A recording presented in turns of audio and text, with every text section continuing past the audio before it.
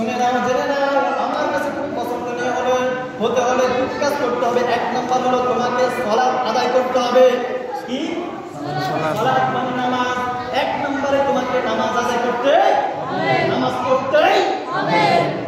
ইসলামে যদি আপনি আসেন তাহলে সর্বপ্রথম, আর যদি জান্নাতে যদি আপনি উঠতে পারেন, জান্নাতের সর্বপ্রথম কোন হিসাবটা নেবে কে কে জানেন?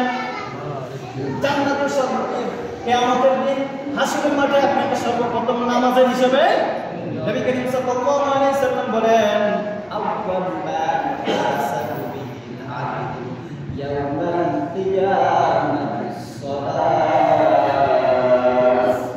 নবী করিম সাল্লাল্লাহু আলাইহি ওয়াসাল্লাম বলেন, বুখারী ও মুসলিম শরীফের হাদিস, কিয়ামতের দিন সর্বপ্রথম তোমার থেকে নামাজের হিসাবে নিবে। কিয়ামতের দিন সর্বপ্রথম তোমাকে নামাজের হিসাবে দিতে হবে। এই জন্য আল্লাহ পাক রব্বুল আলামিন সর্বপ্রথম বলেছেন, সালাত, তুমি সালাত আদায় করো, তুমি আমার কাছে পছন্দনীয় বান্দা হতে পারবে। দ্বিতীয় নাম্বার যেটা বলেছেন, ইন্নাল্লাহা মা'আস সাবিরিন। সাবিরিন শব্দের অর্থ হচ্ছে ধৈর্য ধারণ। ধৈর্য ধরতে হবে। আল্লাহর কাছে প্রিয় বান্দা হতে হলে ধৈর্য ধরতে হবে। যদি ধৈর্য ধরতে পারেন আল্লাহ পাক রব্বুল আলামিনের দরবারে আপনি প্রিয় বান্দা হতে পারবেন। আর আল্লাহ পাক রব্বুল আলামিনের কাছে যদি আপনি প্রিয় বান্দা হয়ে যেতে পারেন, আপনার দুনিয়া ও আখিরাতে কল্যাণ হবে। ঠিক কি না? দুনিয়া ও আখিরাতে আপনার জন্য নাজাতের ব্যবস্থা হয়ে যাবে।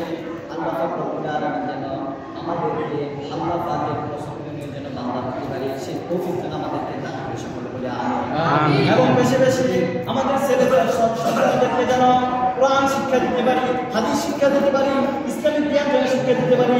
নিজে যেন নামাজ পড়ি, অন্যকে যেন নামাজের আদেশ দিই। নিজে নামাজ পড়বো, ছেলে মেয়েদেরকে নামাজের কথা বলবো। নিজে নামাজ পড়বো, স্ত্রীদেরকে নামাজের কথা বলবো। নিজে নামাজ পড়বো, মহল্লাবাসীদেরকে নামাজের কথা বলবো। নিজে নামাজ পড়বো, বিশ্বকে নামাজের কথা বলবো। ঠিক কি না? আমরা সবাই যেন 5 ওয়াক্ত নামাজ জামাতের সহিত আদায় করতে পারি। সকলে বলে আমিন। আল্লাহ পাক রব্বুল আলামিন, আল্লাহ আজকে দোয়া করি, আল্লাহ পাক রব্বুল আলামিন যেন এই 84 যারা আছে সবাই যেন 5 ওয়াক্ত নামাজ যে যেখানে থাক না কেন, যে মসজিদে থাক না কেন, মসজিদ কাছে পাক না কেন, আজানের সাথে সাথে, আজানের ধ্বনি শোনার সাথে সাথে মসজিদে যাব ইনশাআল্লাহ। আজানের সাথে সাথে কোথায় যাব? যে যেখানে থাক না কেন, ভাই নামাজের জন্য কোনো ব্যস্ততা দেখায় না, নামাজের জন্য কোনো ব্যস্ততা দেখায় না। এখানে কুটিপতি শুয়ে আছে কিনা? কুটিপতি আছে কিনা? এবারে কুটিপতি আছে না? আপনাদের সাহেব করেন আছে না? কবরের কোনো অস্তিত্ব আছে না? কবরের কোনো অস্তিত্ব আছে না? আছে? অস্তিত্ব আছে কবরের? কোনো অস্তিত্ব নাই। তার এত টাকা, এত পয়সা, কোনো টাকার দাম নাই। তার এত কিছু, তার ছেলেরা কি টাকা কামাচ্ছে, টাকা দিয়ে কি হবে? যদি ছেলে সুরা ফাতিহা না জানে, যদি ছেলে সুরা ইখলাস না জানে, যদি ছেলে সুরা নাস না জানে, যদি তার ভিতরে কোরআনের ভালোবাসা না থাকে, নবীর প্রেম ভালোবাসা না থাকে, তার 1 টাকা, 20 টাকাও কোনো কাজ আসবে না। আর যদি তার ভিতরে কোরআনের ভালোবাসা থাকে, নবীর ভালোবাসা থাকে, 1 টাকা ওই 1 কোটি টাকার সমান হয়ে যাবে। ঠিক কি না?